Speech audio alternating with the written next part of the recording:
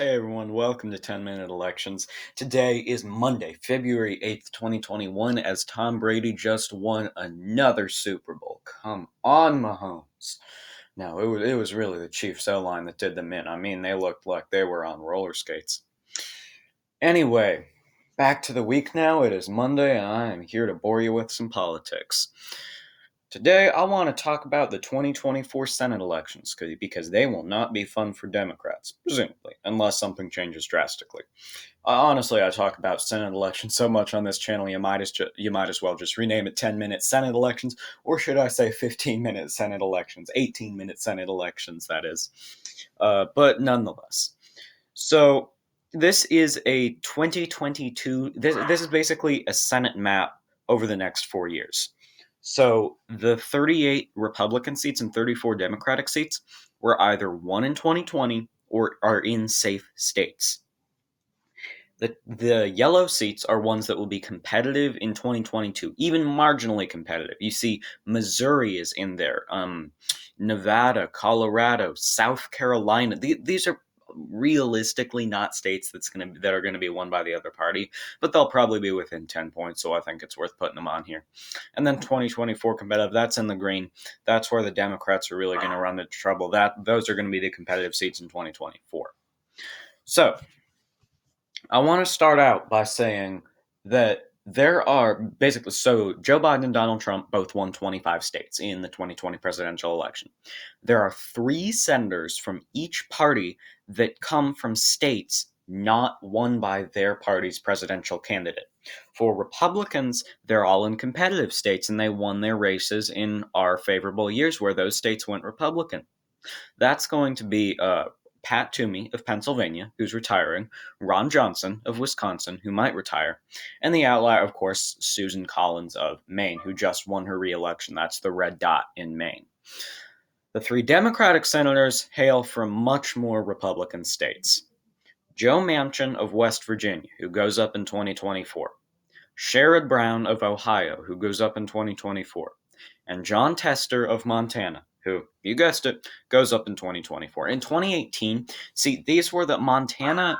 Oh, sorry for the dog barking. In Montana, West Virginia, and Ohio, these were the 3 Trumpiest seats won by Democrats in the 2018 Senate elections because they had to defend 10 Democratic seats in Trump country. 10! 10 seats in states Trump won. And they fared all right. I mean, they won in Montana, Ohio, West Virginia, Michigan, Wisconsin, and Pennsylvania. They won Senate elections in all 6 of those states, all states Trump won. They lost seats, however, in Missouri, Josh Hawley defeating Claire McCaskill. They lost in Indiana with Mike Braun beating Joe Donnelly. They lost in North Dakota with Kevin Cramer beating Heidi Heitkamp. And in Florida, surprisingly, with Rick Scott taking the upset over Bill Nelson and foreshadowing a great 2020 election for Republicans in the state. So let me go over the 2022 competitive seats first. Colorado, realistically, this one's probably going Democratic, biolikely.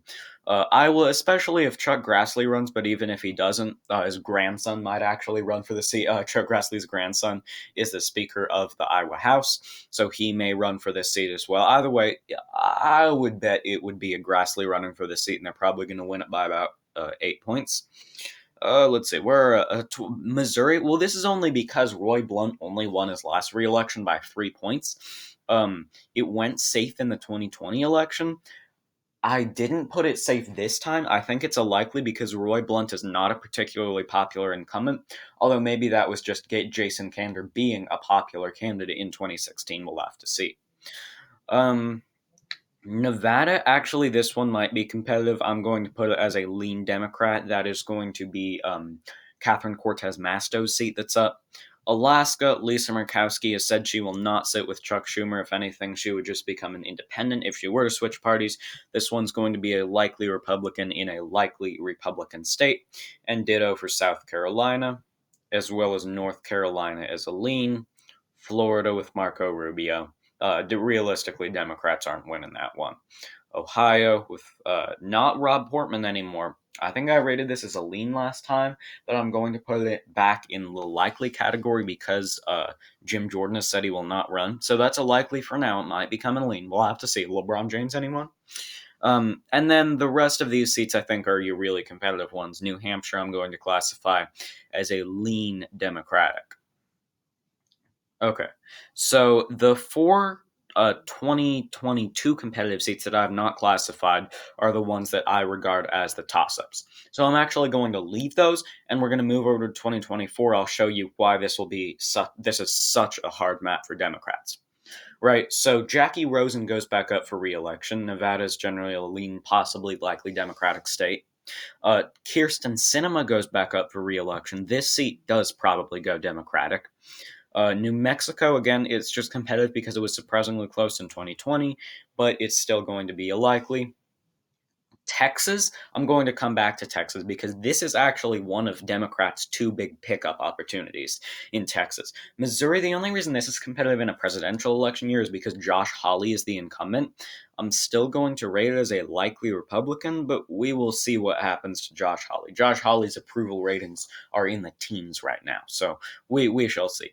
The Klobuchar seat, I said it would be competitive because the state of Minnesota will be competitive in 2024, but realistically, Amy Klobuchar is one of the most popular senators in the country, and in 2018, this actually proved to be one of the safest seats for the Democratic Party, safer than the likes of, some of these northeastern very safe states.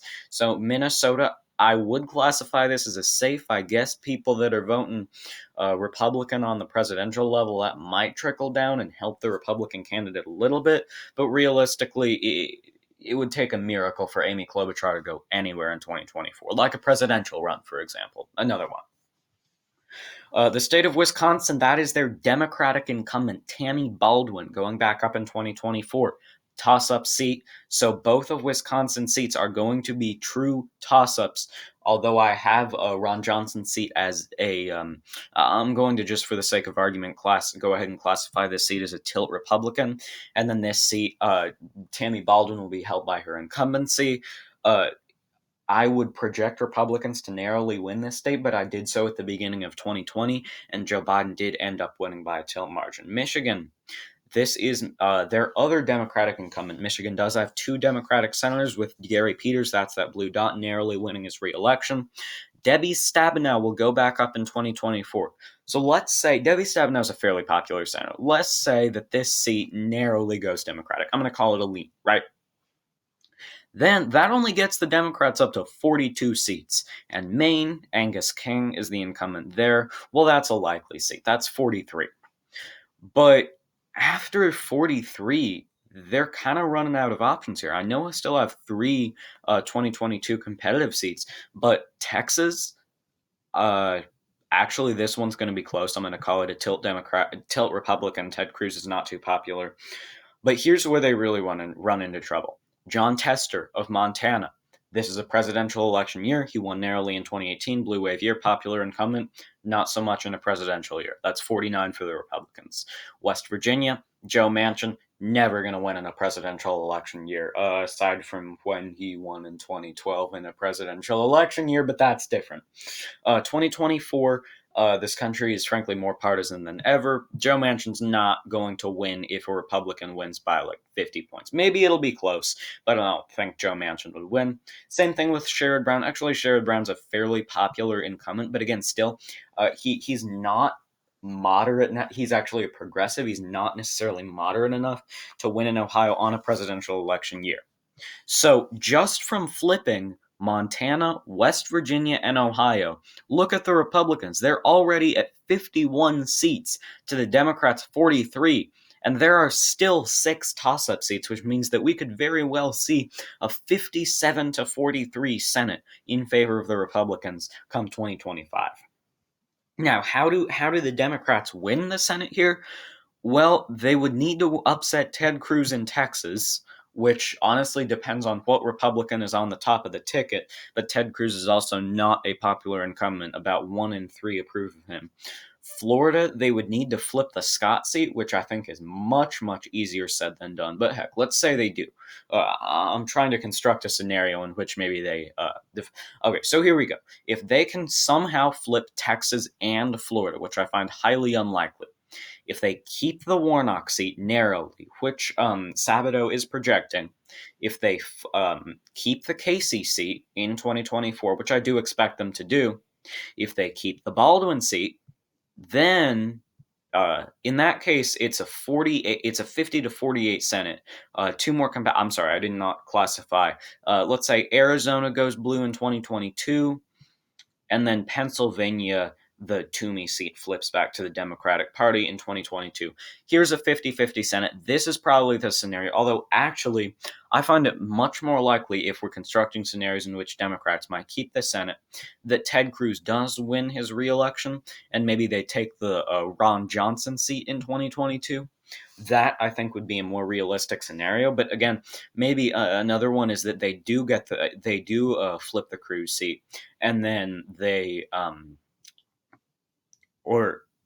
do flip the Cruz seat, but they are not able to flip the Scott seat because Rick Scott is.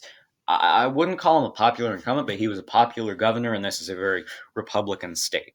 Again, because I don't see them in 2024 winning in those big three flips: Montana, Ohio, and West Virginia. All three of them. I would be legitimately surprised. It would take it would take a Todd Aiken or a Richard Murdoch for all three of these seats to not flip in 2024. So here is, the best case scenario for Democrats. Let's say they flip the Johnson seat, the Cruz seat, and the Scott seat. There's 51 to 49. I don't see them doing much better than this. Best case scenario for Republicans, they keep the Cruz seat, they keep the Scott seat, they flip the Warnock seat. They get both of they flip the Casey seat, they hold the Toomey seat, they flip the Stabenow seat. Yeah, this is going to be a lot of Republican gains. They keep the Johnson seat, they flip the Baldwin seat. Where else? They flip the Sinema seat, they flip the Kelly seat, and now I'm going to classify these as tilts. That is now a 59 to 41 Senate in favor of the Republican Party. And heck, if Chris Sununu puts his hat in the ring in 2022, there is a very clear, not even because of unpopular Democrats, just because of how bad this map is for them. I would honestly be more surprised if Democrats held on to 2 out of Montana, Ohio, or West Virginia than if this scenario happened, where come 2024, Republicans actually have a filibuster-proof majority in the Senate. And compound that with maybe a Republican House, which I think is a very real possibility in 2024, and a Republican presidency, and we're seeing unilateral control of government plus the Supreme Court in a way not seen since in a way not seen since 2009 for 6 months, but in terms of the Supreme Court, really not since Jimmy Carter's presidency. So that's what I've got for y'all. This is really why the 2024 Senate elections are probably going to be a mess for Democrats, and literally their best case scenario. I think if they flip the Cruz seat, if they flip the Cruz seat and flip the Scott seat, and they hold on to, let's say, one of Montana, Ohio, or West Virginia, they get a lousy candidate, then it's 52 Democrats, and that is pretty bleak for a best case scenario compared to a 60-40 Republican majority in 2024. Thank y'all so much for watching. Be sure to like, subscribe, comment, and follow the Instagram. It's 10-minute elections, all lowercase, all one word. I will see y'all later this week, and I promise I will not talk about Senate elections all the time, just a lot of it.